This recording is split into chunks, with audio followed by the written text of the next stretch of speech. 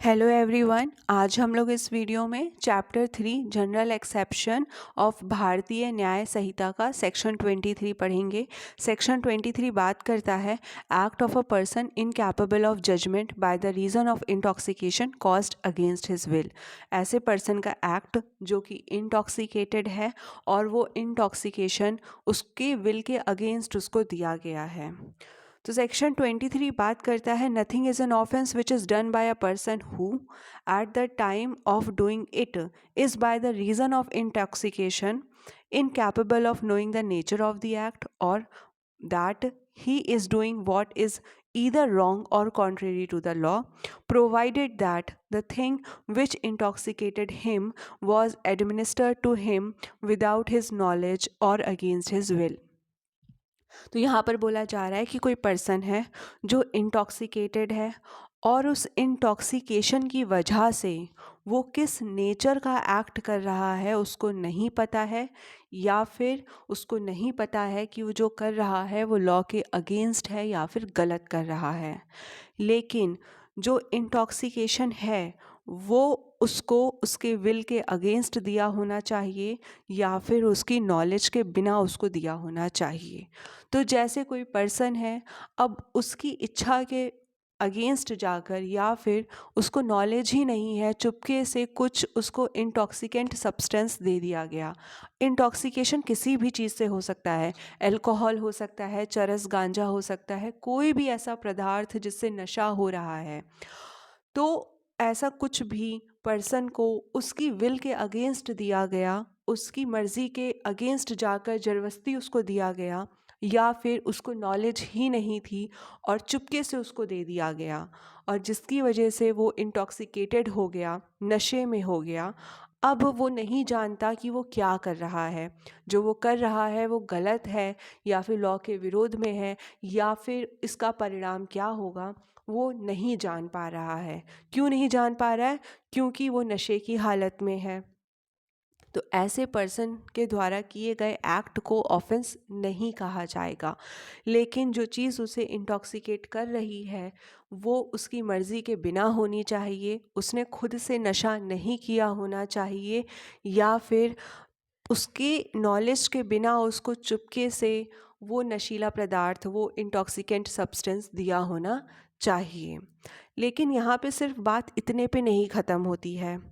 Director of public prosecutor versus beard 1920 का case है जिसमें हेल्ड किया गया कि सिर्फ इतना सफिशेंट नहीं है कि पर्सन इंटॉक्सिकेटेड है और उसको इंटॉक्सिकेट जिस चीज़ से उसको नशे में किया गया वो उसकी मर्ज़ी के बिना किया गया, या फिर उसके विल के अगेंस्ट किया गया, या फिर चुपके से किया गया, उसकी जानकारी के बिना किया गया।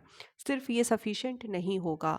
सफिशेंट क्या होगा कि उस नशीले पदार्थ का प्रभाव ऐसा होना चाहिए जिसकी वजह से वो असमर्थ है ये समझने में कि वो क्या कर रहा है।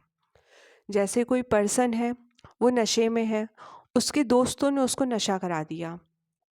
अब वो नहीं चाहता था नशा करना, पर उसके दोस्तों ने उसको नशा करा दिया। लेकिन अभी भी उसके पास ये नॉलेज है, अभी भी उसके पास इतनी बुद्धि है, इतनी स्टेबिलिटी है माइंड में, अभी भी उसको समझ में आ रहा है कि वो किससे क्या बात कर रहा है। अगर वो अपने किसी सीनियर से बात करता है तो वो बहुत तमीज़ से बात कर रहा है, लेकिन वहीं अगर वो अपने किसी जूनियर से बात कर रहा है तो वो बदतमीज़ी कर रहा है, हाथ उठा दे रहा है। तो यहाँ पर वो नशे में है, नशा उसकी मर्ज़ी के बिना दिया गया, लेकिन तब भी वो जानता है कि वो क्या कर रहा है और क्या नहीं कर रहा है, उसके पास पूरी समझ है। तो यहाँ पर उसे एक्सेप्शन का फ़ायदा नहीं दिया जाएगा।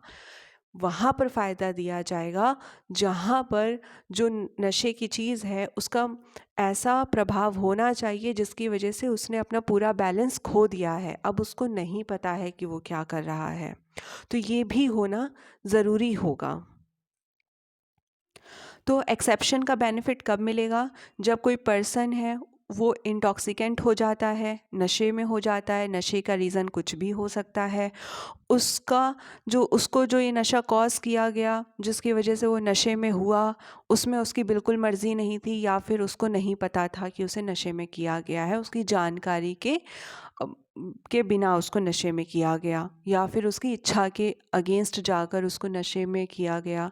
उसके बाद वो उस नशे का प्रभाव के अंदर आकर, क्योंकि वो इतना ज़्यादा है कि वो उसे नहीं पता चल रहा है कि वो क्या कर रहा है, वो जो कर रहा है वो किस नेचर का एक्ट है, इससे किसी को नुकसान हो सकता है, या फिर वो लॉ के अगेंस्ट कुछ कर रहा है, या फिर वो गलत कर रहा है, उसको नहीं पता है, तो उसको बेनिफिट मिलेगा।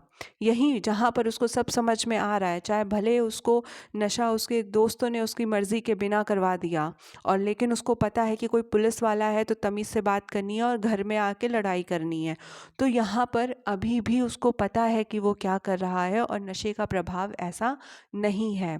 और समझने वाली बात है कि हर पर्सन पे जो डिग्री ऑफ इंटॉक्सिकेशन होगा वो अलग अलग होगा।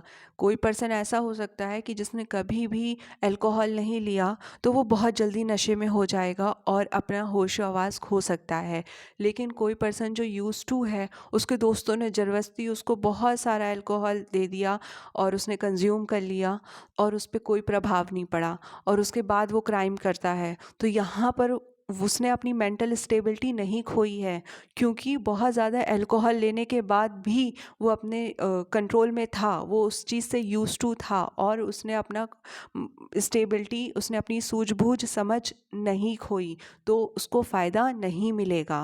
आई होप आपको ये सेक्शन क्लियर होगा। ये इनवॉलेंट्रली इंटॉक्सिकेशन की बात करता है, प्री मेंस दोनों के पॉइंट ऑफ व्यू से इम्पॉर्टेंट है।